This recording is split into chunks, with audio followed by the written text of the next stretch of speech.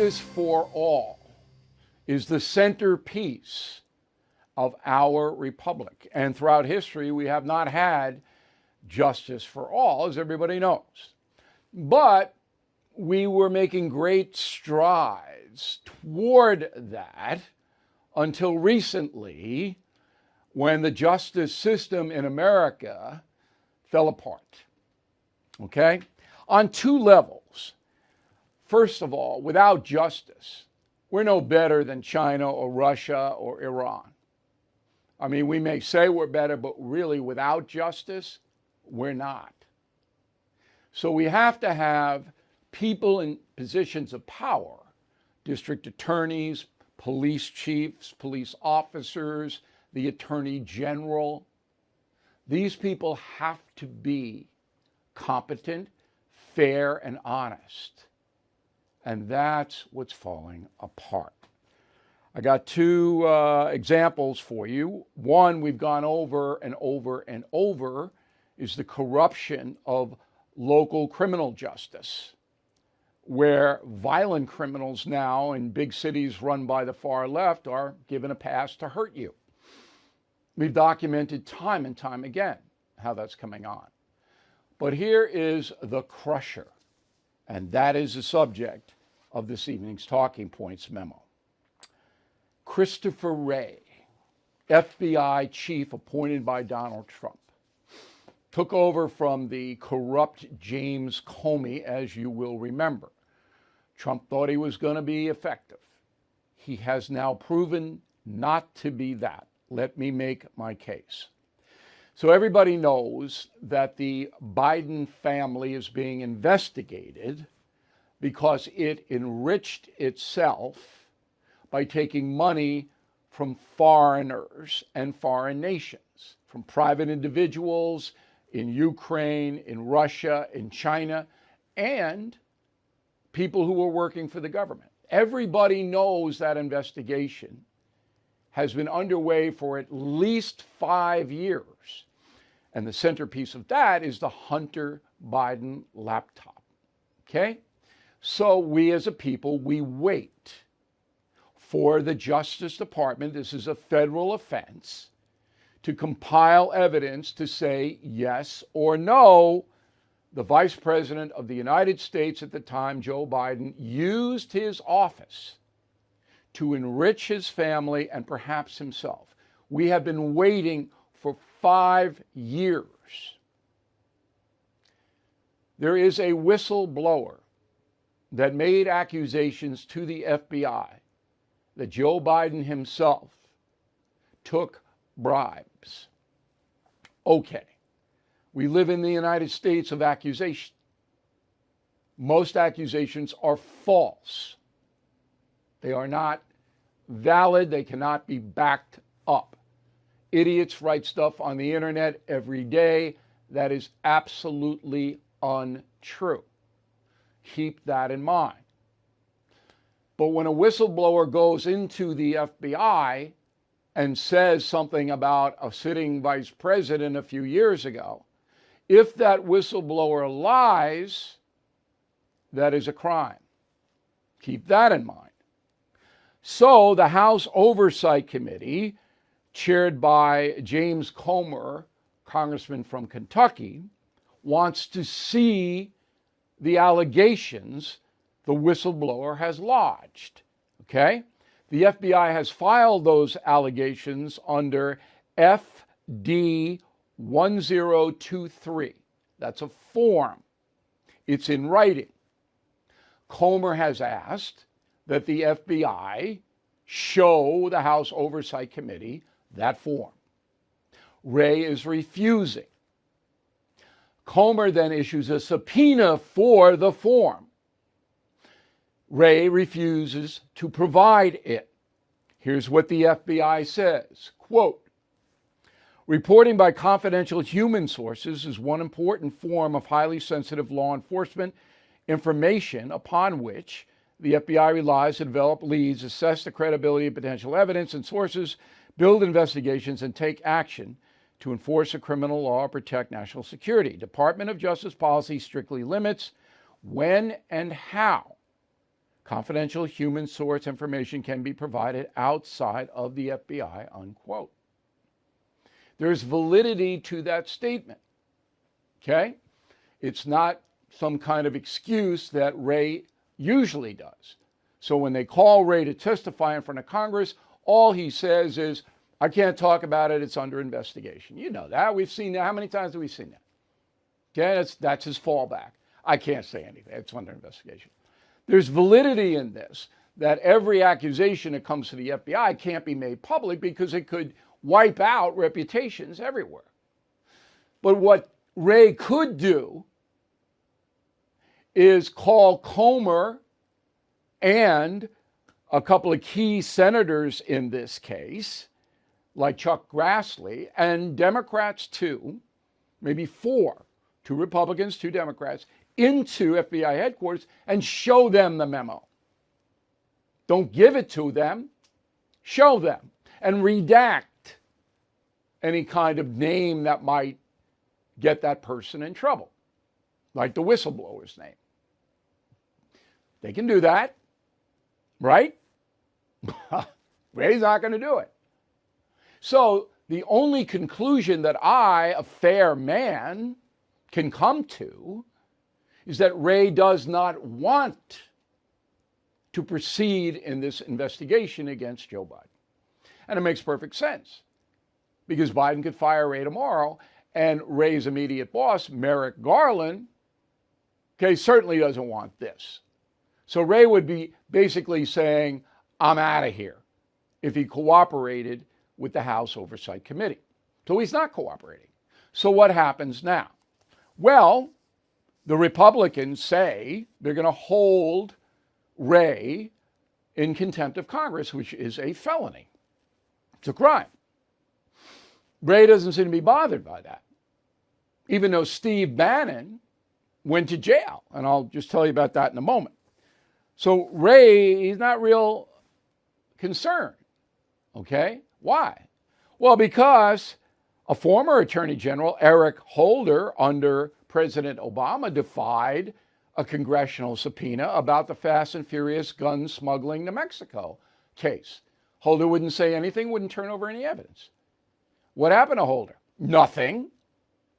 Justice Department, which he headed, didn't file any charges against him. And Holder knew he wasn't going to be prosecuted, so he just said, blank you, Congress, I'm defying the subpoena. But Bannon couldn't do that because Bannon held no government position, and Merrick Garland threw the book at Bannon. And that was about testimony on the Capitol riot on January 6th, 2021. Bannon just said, I'm not going to testify. So he's found guilty in July 22, 2 counts of criminal contempt of Congress, and they sentenced him to 4 months in prison, fined him $6,500. So Bannon goes and gets punished. Holder doesn't. You think Wray's going to get punished for defying the subpoena? It's impossible. Merrick Garland would have to prosecute him. Merrick Garland's not going to do it. Garland prosecuted Bannon. That's fine. Not going to do his buddy Wray. So what happens next? Well, Kevin McCarthy, Speaker of the House, has got to make a big deal out of this. All right, once this debt ceiling thing gets put to bed tonight, which it will, and I'll explain that in a moment, then full court press by McCarthy and the House Republicans saying can't stand, and they got to drag President Biden into it. They got to do all that stuff. Okay, and it'll probably lead nowhere because there is no other apparatus. If the Justice Department doesn't charge Christopher Wray with contempt of Congress, then nothing happens. See? Nobody else can do anything. So this is corruption. And this is an erosion of the justice system. This isn't equal justice for all. Bannon goes to jail, but Eric Holder doesn't. Is that equal justice? Is it? No, of course it isn't. So that's a myth. And the FBI's reputation, even people who are Democrats and supporters of Biden and all this, gone. Gone. Most powerful law enforcement agency in the world. Shattered. And if you want to know about the FBI, read my book, Killing the Mob. All right? I explain everything about it, the good and the bad. But I admired the FBI up until a couple of years ago. Comey. Comey destroyed it for me. Now, it's a joke. It's a joke. Not the agents. I always say this, but I have to say it because I know we have some watching. The agents are still the best in the world. Other nations plead for FBI assistance in crimes. They want us to go there and help them. The FBI agents are not the problem. It's Washington, the headquarters. And that's the memo. You are probably paying too much for your Medicare supplement, especially if your plan is through the liberal AARP. Folks, there is an alternative, AMAC. Their Medicare advisory service is the gold standard of quality. They offer plans from dozens of insurers, and you'll get the right plan at an affordable price without all the woke nonsense. The licensed, experienced advisors at AMAC are dedicated to answering your Medicare questions, explaining your options, and helping you choose a plan that suits your health needs and your budget. But what really makes them special is their values, faith, family, and freedom. Don't get caught up in the confusion of Medicare. Your consultation with a knowledgeable AMAC advisor is free of any financial commitment or leftist agenda. So you can visit them today, and I hope you do. amac.com/US/trust. That's amac.us/TRUST trust. U.S. life expectancy is now 76 years old. On average, that's how long Americans live. But this is not good. 56 countries have more life expectancy, including Albania, Cuba, and Lebanon, where there's bombs going off every second. Okay? So, this is published in the American Journal of Public Health. That's a good source. So we're living a fewer years. Why? Two reasons. Sugar, killing us, and narcotics, both legal and illegal. You know how many Americans are taking drugs just to get through the day? And then the fentanyl is wiping more than 100,000 of us out every year. You combine sugar in everything, and it just blots up the body, annihilates your immune system. And drugs, and that's why we're below 56 countries. It's astounding. U.S. Health Service, Postal Service, I should say, not health, U.S. Postal Service, has listed the states where male men and women, those who deliver, get bitten by dogs the most. Here they are. California, Texas, New York, Pennsylvania, Ohio, Illinois, Florida, Michigan, Missouri, North Carolina. So if you're a postal worker in those states, watch out for Holly the terror dog who lives in New York, but Holly doesn't bite anybody. In fact, Holly's right over here, racked out. And so I admire those mail carriers. I mean, that is not an easy job. Well, you did the tough thing during COVID. You paid your people and pulled your business through the pandemic. And now you could qualify for up to $26,000 per employee at covidtaxrelief.org.